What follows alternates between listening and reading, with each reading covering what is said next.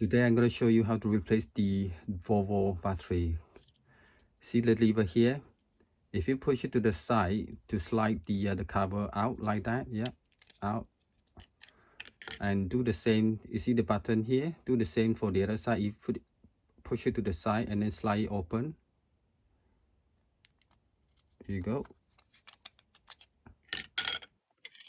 Okay. Unlock the battery cover.